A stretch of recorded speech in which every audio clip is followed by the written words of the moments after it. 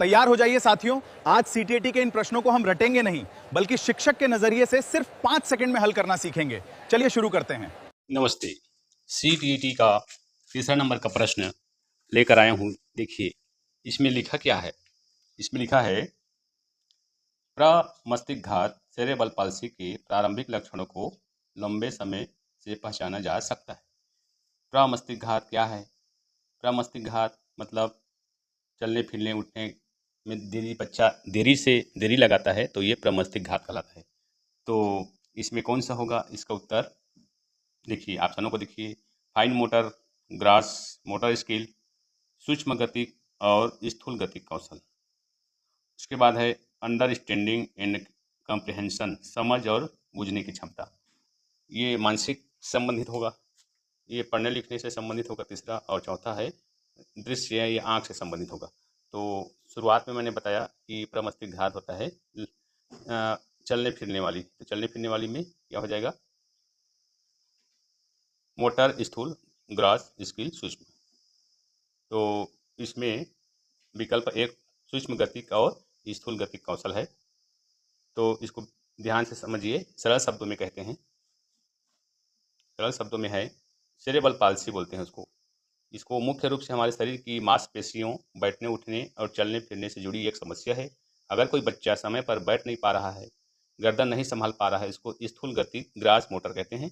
या हाथ से चीज़ें ठीक से पकड़ नहीं पा रहा है, तो उसको सूक्ष्म गति फाइन मोटर कहते हैं। तो इसकी एक शुरुआती लक्षण होती है। तो मैंने शुरुआत में कहा कि चलने फिरने, बैठने और हाथ से पकड़ने जैसी चीज़ को कहते हैं सेरेब्रल पाल्सी। तो ये तो रहा पहला तीसरा प्रश्न। अगला प्रश्न देख। चलिए एक और प्रश्न को हल करते हैं। इसमें क्या पूछा है?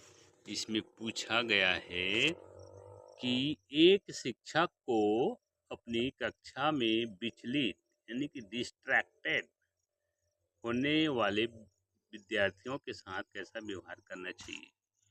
प्रश्न को समझ लेते हैं।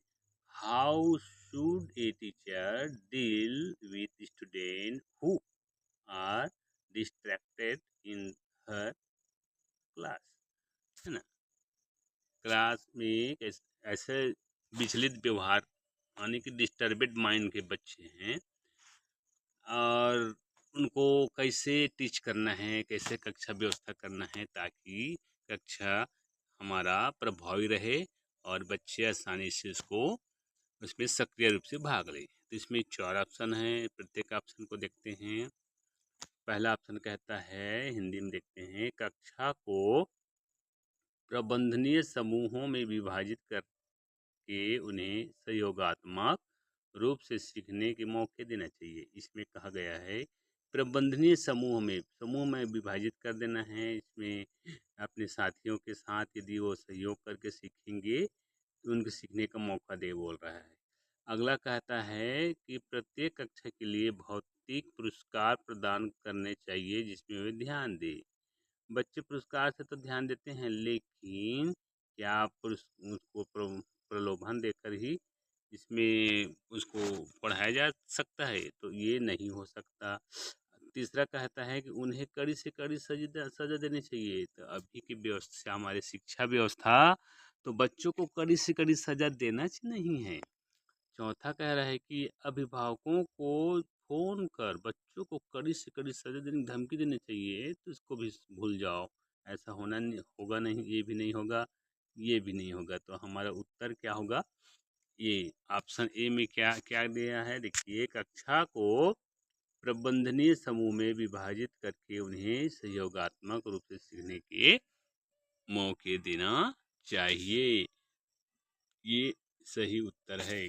इसमें देखिए, इसमें दिया गया है कि सरल शब्दों में अगर बच्चे क्लास में ध्यान नहीं दे रहे हैं तो सजा देना या धमकी देना बिल्कुल गलत है। सबसे अच्छा तरीका यह है कि उन्हें छोटे छोटे ग्रुप्स में बांटकर कोई मज़ेदार एक्टिविटी सहयोगात्मक रूप से सीखना दे दी जाए।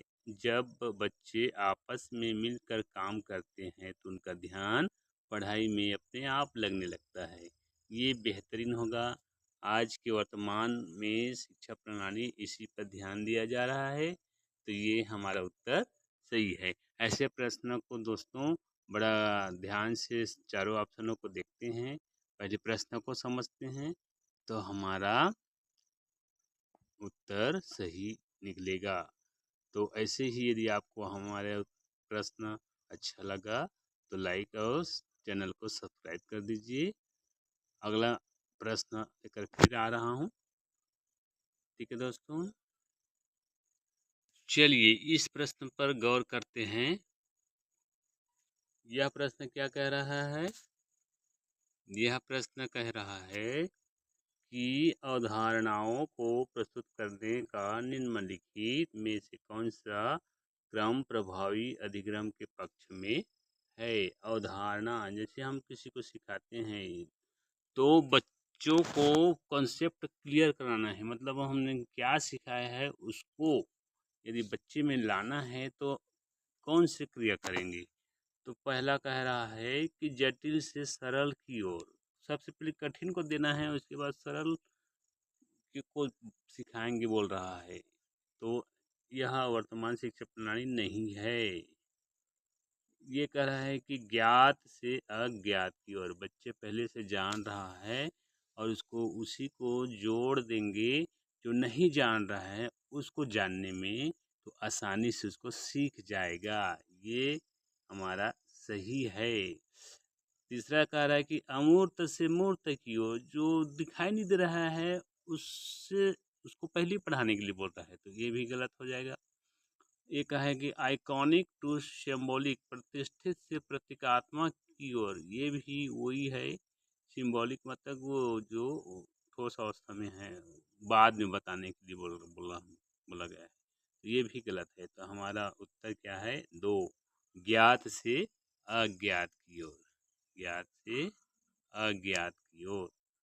तो देखिए, बच्चों को सिखाने का सबसे बेहतरीन नियम है जो वो पहले से जानते हैं वहाँ से शुरुआत करके उस तरफ ले जाना जो वो नहीं जानते। जैसे अगर बच्चे को जोड़ एडिशन सिखाना है तो पहले उसे उसके पास मौजूद कंकड़ या टॉफियाँ जो वह जानता है, पहले से उनके पास है, ये सीखा है, देखा है, से गिनना सिखाएं।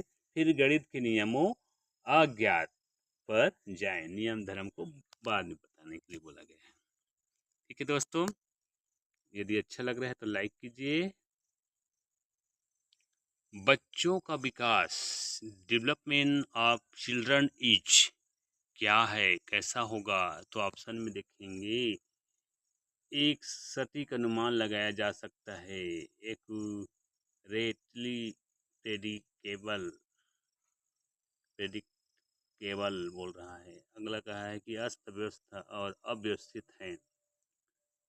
तीसरा है ये यूनिफाइड प्रोसेस, ये एकीकृत प्रक्रिया है।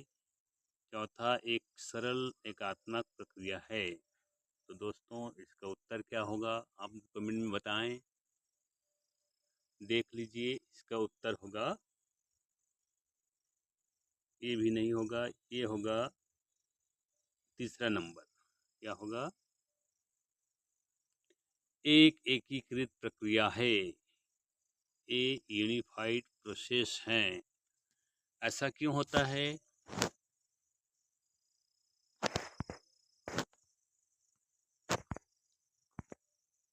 देखिए, बाल विकास एक एकीकृत प्रक्रिया यूनिफाइड प्रोसेस है। इसका मतलब है कि बच्चे का शारीरिक, मानसिक, सामाजिक और संवेगात्मक विकास अलग अलग नहीं होता, बल्कि ये सब आपस में जुड़े होते हैं। अगर बच्चा शारीरिक रूप से कमज़ोर होगा तो उसकी पढ़ाई और सोचने की क्षमता क्षमता पर भी इसका असर पड़ेगा। इसलिए सर्वांगीण विकास बहुत ही ज़रूरी है। यदि बच्चे सभी में स्वस्थ हैं तभी उनकी पढ़ाई बेहतरीन ढंग से होगा। यदि हम कक्षा में देखते हैं कि जो बच्चे शारीरिक रूप से कमज़ोर हैं, पोषण उनको सही नहीं मिल पा रहा है,